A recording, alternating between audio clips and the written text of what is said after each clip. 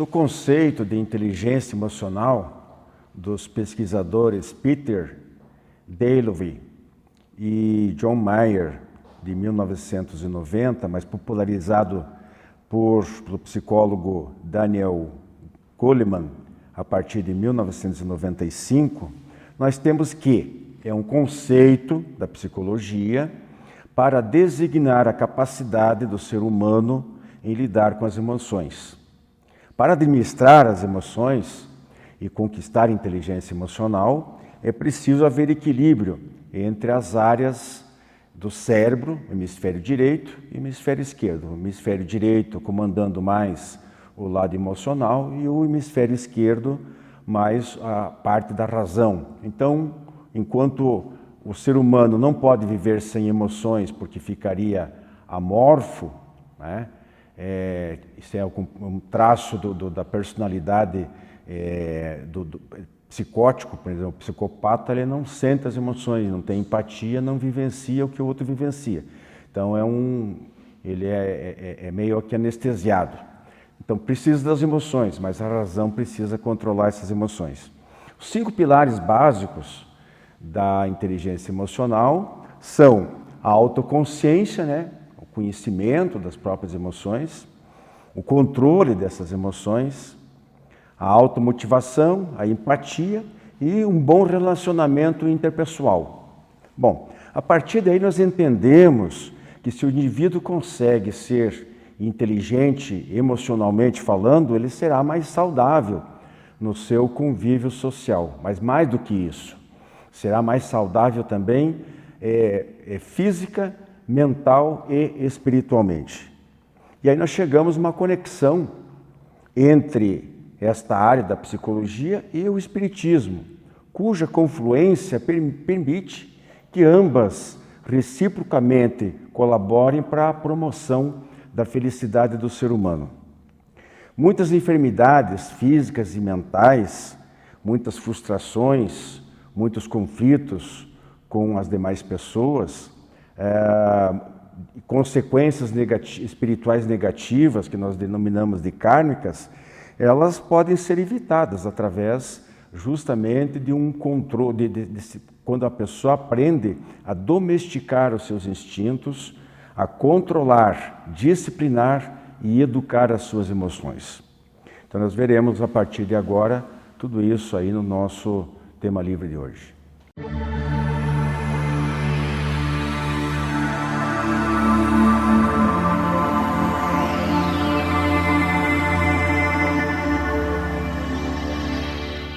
Amigos, estamos iniciando o nosso tema livre de hoje com o tema Saúde Emocional, Caminho para a Espiritualização. Então aí, como eu já coloquei na abertura, é uma maneira de nós examinarmos aqui justamente com a Andréia e com a Ildegéria essa conexão entre a psicologia, aquilo que a psicologia nos fornece e também do outro lado a doutrina espírita. Será que é uma maneira de nós trabalharmos as emoções, de entendermos as emoções e fazer com que elas se tornem não um empecilho ao nosso progresso espiritual, mas sim um aliado? É o que nós veremos a seguir. Por que eu coloquei, André, eu vou começar com você, eu falei na abertura, inclusive, sobre a inteligência emocional, que é um conceito disseminado pela psicologia. Mas eu estou indo além, porque eu estou colocando a saúde emocional, né? Uma inteligência, a falta da inteligência emocional, para mim, ao meu ver, compromete a saúde emocional. Você concorda? Claro, sempre. Por exemplo, quando a gente tem algum transtorno, né, algum transtorno de ordem ansiosa, um transtorno depressivo, algum tipo de transtorno que a pessoa vivencia, dificuldades emocionais, todos esses transtornos têm foco num desajuste emocional. Então, a saúde emocional vem da regulagem, da gente conseguir regular essas emoções. Então, quando, por exemplo, o indivíduo não consegue reconhecer a sua própria emoção, a própria mente da pessoa cria mecanismos para que ela lide com aquele não reconhecimento, e isso piora o transtorno.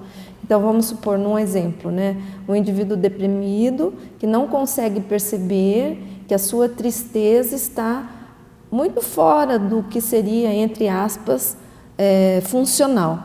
Então ele não consegue se olhar e falar, puxa, mas eu não sou assim, eu não estou bem, o meu pensamento está muito deprimido. Ele não consegue fazer esse auto-olhar. E aí a gente linka com o espiritismo, não é verdade? Porque toda doutrina trabalha com o auto-reconhecimento, com o autodesenvolvimento, com a gente olhar para dentro, né? Conheça-te a ti mesmo. E aí linka aqui, eu preciso reconhecer o meu padrão emocional, senão, se estiver em desajuste, eu também entrarei em desajuste com o outro. Quer dizer, passa por um processo, primeiro, de conscientização, do autoconhecimento. Autoconhecimento. Né? A pessoa se reconhecer como ela é e entender que aquilo não é bom para ela. Né? Alguns aspectos. Né? Não está se dizendo que todas as pessoas só têm emoções descontroladas, né? Que causam prejuízo, mas aquelas que realmente acabam sendo nocivas.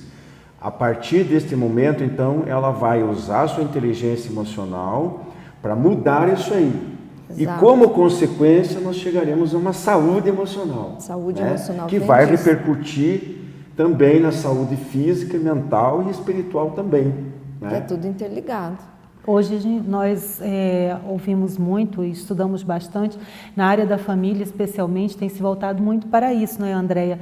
De conhecer, de educar as emoções e os sentimentos, nesse sentido de trabalhar melhor, voltando inclusive para a família, para aqueles, como você disse, porque nem sempre a pessoa que está ali adoecida, ela consegue se perceber. E a importância de quem está ao redor ter essa ciência para poder auxiliar e, inclusive, encaminhar, quando é o caso, para os especialistas e, em conjunto com a doutrina espírita, fazer um trabalho para, como diz Joana, né, essa autoiluminação, que é através da lei do amor.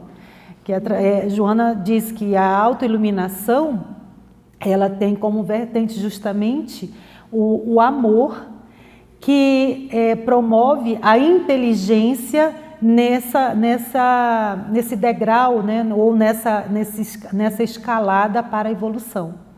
Perfeito, eu acho que é bem por aí, né? A gente precisa entender assim, que existe uma área da psicologia que surgiu talvez junto ali, paralelamente aos estudos da inteligência emocional, que fala da regulação emocional, que é justamente isso que você está dizendo, que o ser humano tem todas as emoções, é uma matiz, né, de várias emoções, e as emoções não são necessariamente ruins ou boas, a gente que atribui um valor a cada emoção. Quando a pessoa desconhece a sua emoção, ela tem maior probabilidade, maior chance de cair numa emoção negativa e influenciar negativamente o meio. Então, eu posso sentir raiva e medo e tristeza e angústia, são emoções humanas, mas o que eu não posso deixar acontecer é aquela emoção me desviar desse caminho inconsciente, né? Quando eu começo a atrapalhar o entorno, quando as coisas não estão ajustadas, daí eu jogo a minha raiva no outro, aí porque eu estou triste, eu agrido ou deixo de fazer um serviço que seria para o outro, para a comunidade, né? E assim a gente vai indo. Pois é, você tocou num ponto importante que talvez eu tenha que entrar já agora, quase nesse momento, em uma pergunta que eu gostaria de deixar até mais para o final. A Joana de Ângeles, que o Digério citou ali, ela, em alguns livros que eu li, ela analisa item por item, então, sobre a raiva, sobre a depressão, sobre tristeza, sobre medo, tudo exatamente isso, essas coisas que vocês citaram aí. E aí você colocou que depende, o valor da emoção está naquilo que o indivíduo atribui, né? A importância que ele atribui ou a qualidade. Mas aí, desculpe, aí eu entro realmente como leigo para te perguntar o seguinte: isso não faz com que se torne um processo um tanto quanto permissivo demais, a partir do momento em que o indivíduo ele diz assim, bom, mas eu gosto de sentir raiva, eu preciso, eu gosto de ser assim, e o resto do mundo que se dane. porque que se adaptem a mim, porque eu não vou me adaptar a eles. Quer dizer, será que isso aí não há uma dose de conformismo por trás disso aí? Eu acho que talvez exista um egoísmo, né, como a Ilde falou antes. Eu acho que existe um conformismo e um egoísmo, que daí é uma falha moral daquela pessoa, né? Porque se ela parar para observar bem, aquilo que ela está pensando pode gerar consequências negativas para ela, e não é vantajoso, né? A vida aí sempre que falta positiva. A inteligência, né? Aqui que falta a inteligência emocional. Porque não é vantajoso para ela ser ruim com o outro, ser agressivo com o outro, descontar no outro aquela raiva, né? Traz consequências negativas, é causa e efeito.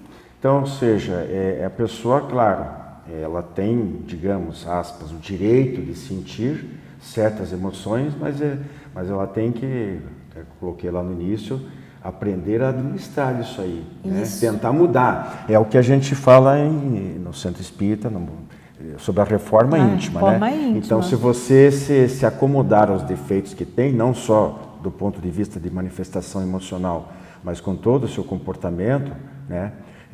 Você não vai sair espiritualmente, isso não vai ser do lugar. Não vai retroceder, porque não retroage, mas o seu caminhar vai ser retardado, vai ser mais lento. Então, eu acho que é por aí, né, Ilde? Porque, como você falou, a gente percebe muitas pessoas que falam, eu sou assim e se quiser gostar de mim, que goste do jeito que eu sou. Se não gostar, nem Jesus agradou todo mundo, por que eu tenho que agradar? E aí eu tenho que conviver com as pessoas que gostam de mim. No mais, se quiser ficar do meu lado, tudo bem, se não. Muitas pessoas pensam dessa forma. E aí é como você falou, talvez aquela pessoa que ainda traz muito do egoísmo e do orgulho, porque é um orgulho achar que eu sou boa o suficiente e que os outros que não me veem dessa maneira, eles que estão errados. E em algum momento essa pessoa vai ser tocada. Como você falou, Wilson, cada um tem seu tempo. Pode ser que esse despertar, esse olhar, essa perspectiva daquela pessoa que se enxergue assim, demore mais, ela precisa de mais tempo para amadurecer as suas emoções e os seus sentimentos e se equilibrar de uma forma saudável. Porque, às vezes, nós não sabemos fazer nem a diferença, não é, André, entre emoção e sentimento. Quantas vezes a gente vai estudar, entender, para poder trazer para nós esse equilíbrio possível para nós termos uma vida harmoniosa e percebermos de pronto quando essa tristeza, como você falou no início, poxa, já faz uma semana que eu estou nisso, eu preciso mudar esse foco, mas para isso é necessário que eu faça, como o Wilson falou, aquela análise diária e tenha que ter esse objetivo, porque aqueles que se enxergam com muita vaidade, com muito orgulho, com muito egoísmo, nem sempre conseguem fazer isso. Precisa do entorno para dizer, olha, quem sabe você olhe para aquele lado ou veja uma outra perspectiva, você não acha que esse caminho não está correto? Porque são instrumentos, são ferramentas para auxiliar aquele que se enxerga como supremo, não é? Como maravilhoso e que está tudo bem. Porque todos nós temos necessidade de transformação para viver em harmonia com a natureza. Andréia, nesse aspecto aí de a gente fazer esse passo à frente da inteligência emocional para a saúde emocional, pelo menos no meu entender, o que representa a saúde emocional?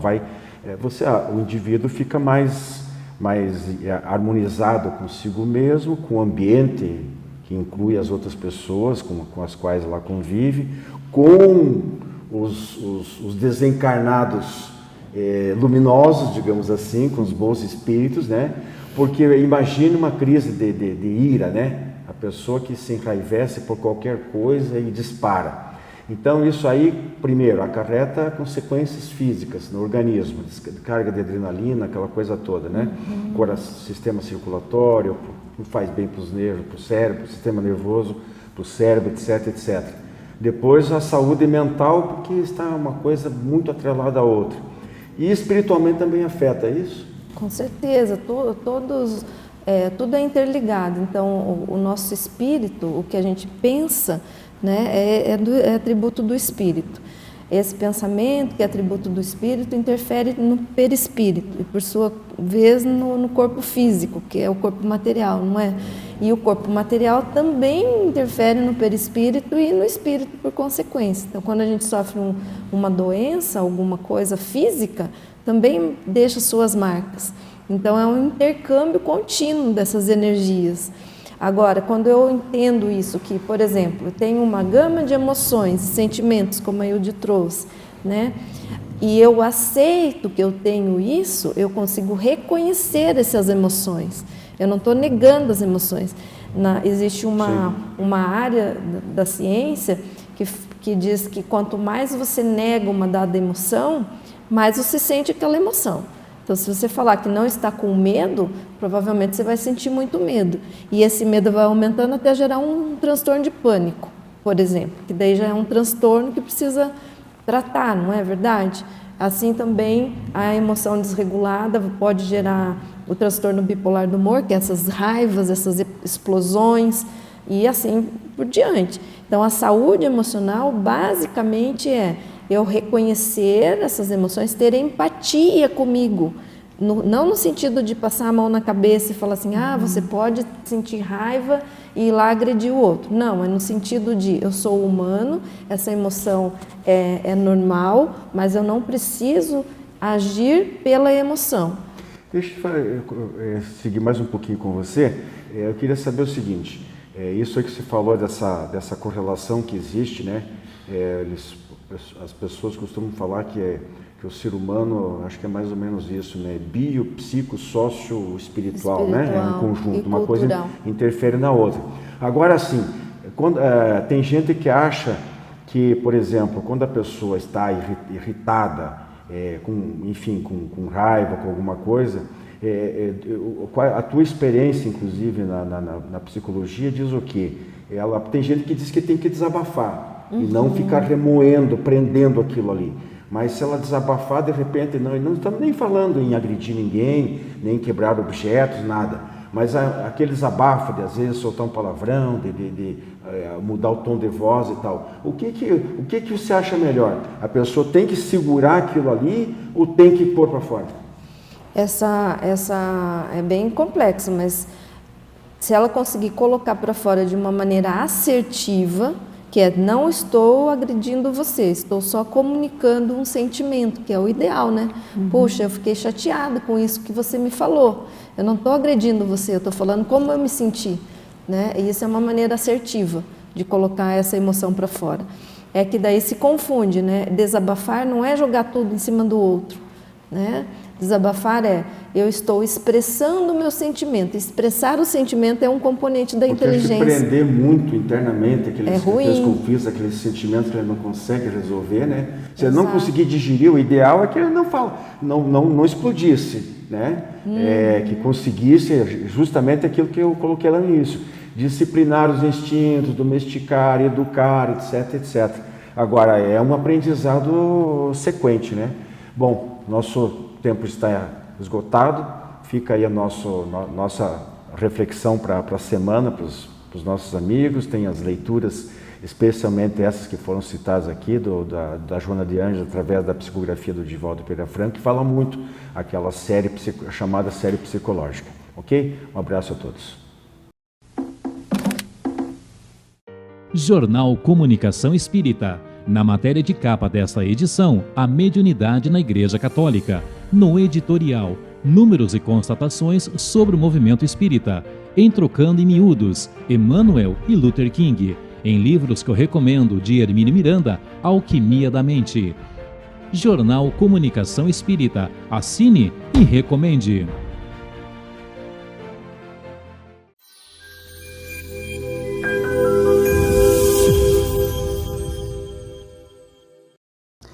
Olá!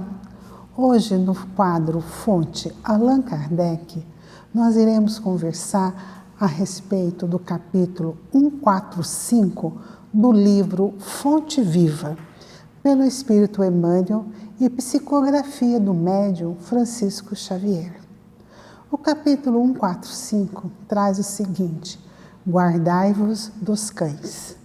É uma passagem de Paulo quando ele escreve a sua carta para os Filipenses, no capítulo 3, versículo 13, em que ele vai então dizer que era para os cristãos, os seguidores da Boa Nova, guardai-se dos cães.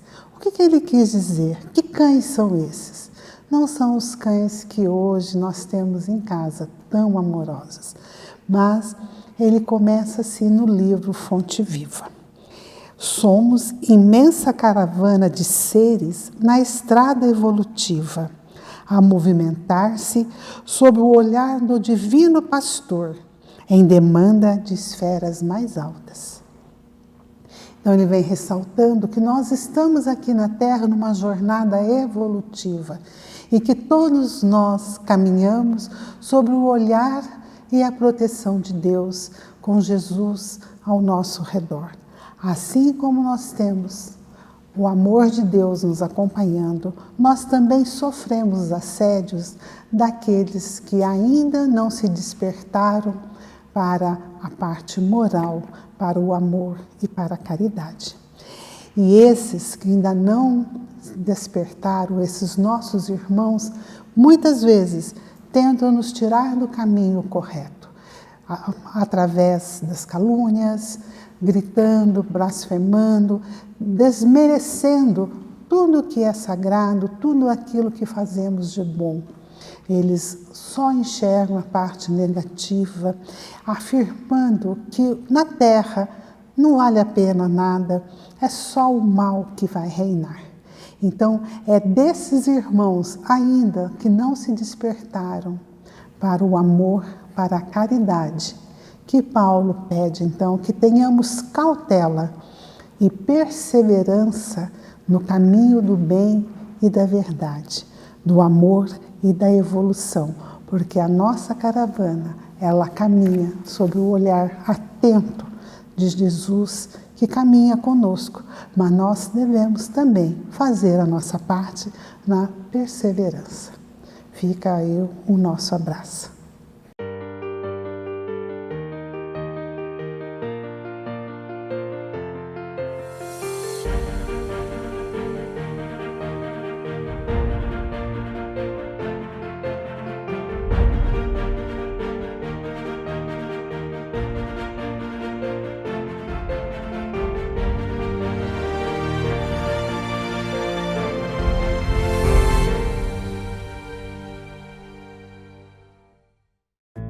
Você conhece o Clube do Livro Espírita de Curitiba?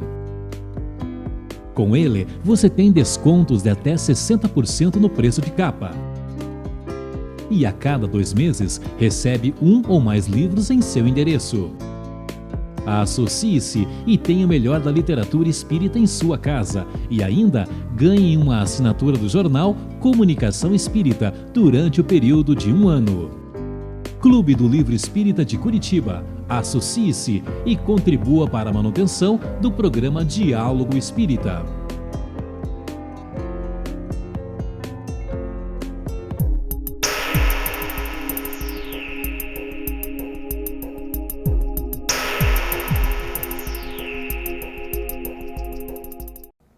Olá! Hoje no quadro Presença Literária, trouxemos uma obra bastante interessante. Há algum tempo, uma amiga despertou o interesse para esta leitura. O título da obra é Enigmas e Soluções. Soluções espíritas para enigmas humanos. É uma obra de Alessandro Viana Vieira de Paula, que esteve recentemente conosco na Conferência Estadual Espírita de 2023. E Alessandro, ele nasceu em 30 de novembro de 1972, na cidade de Itapetininga, São Paulo, onde se vinculou ao espiritismo desde a mocidade. É palestrante espírita há 15 anos e já escreveu dezenas de artigos espíritas, alguns publicados na revista Reformador, da Federação Espírita Brasileira. Ele integra o programa de rádio espírita O Terceiro Milênio. Na referida cidade, há mais de 17 anos, está vinculado ao Centro Espírita Allan Kardec, fazendo parte da diretoria executiva, bem como atua há mais de 20 anos no atendimento fraterno. Alessandro Viana Vieira de Paula é autor dos livros Jesus, o Celeste Amigo, Simples e Complexos, e este que trouxemos aqui para discorrer um pouco. Todos lançados pela editora Frater. E na vida profissional, Alessandro é magistrado no estado de São Paulo desde o ano de 1998 e faz parte da ABRAME, Associação Brasileira dos Magistrados Espíritas. Alessandro é casado e tem 3 filhos. Esta obra é composta por 20 capítulos. São temas, aliás, que despertam curiosidade, muitos questionamentos que acontecem no dia a dia, indecisões na hora de tratar dos assuntos voltados à luz da doutrina espírita. Então, Alessandro tomou esses temas e trouxe para esta obra. Então, alguns dos capítulos que ele trabalha aqui conosco é sobre Moisés, Jesus e Kardec, a desigualdade social e a avareza, 150 anos da obra O Céu e o Inferno e muitos outros. Algumas vezes nós queremos um roteiro, um manual, falamos que seria muito interessante se nós soubéssemos algo, se nós tivéssemos um roteiro para seguir, um manual, onde tivesse ali as respostas aos nossos questionamentos. E nós costumamos dizer que nós temos esse manual, que é o Livro dos Espíritas, o Evangelho segundo o Espiritismo. Então, quando ele trata dos temas aqui abordado, ele faz a referência na Revista Espírita, onde você encontra aquele assunto. Revista Espírita, o Livro dos Espíritos, o Livro dos Médiuns, ele vai trazendo os textos para fazer a reflexão acerca desta obra. E um dos temas bem interessantes e que traz muito questionamento, muitas dúvidas entre nós, é quem é o Espírito de verdade. Será que o Espírito de verdade é Jesus? É um conjunto de espíritos? Quem será? Mas eu não vou dar a resposta, porque assim como eu me interessei para fazer essa leitura, eu convido a todos para fazer essa agradável leitura que, assim como uma amiga me indicou e falou para mim, foi tão interessante que em uma noite eu li o livro, eu também fiquei bem interessada e digo a vocês, vale a pena a leitura e muitas questões que estamos em dúvidas aqui nos auxiliará bastante. Tenham todos uma excelente semana na paz e no amor. Visite nosso canal no YouTube e confira nosso acervo de programas, debates, entrevistas, o diálogo aberto na visão espírita. Programa Diálogo Espírita, ADEPR no YouTube.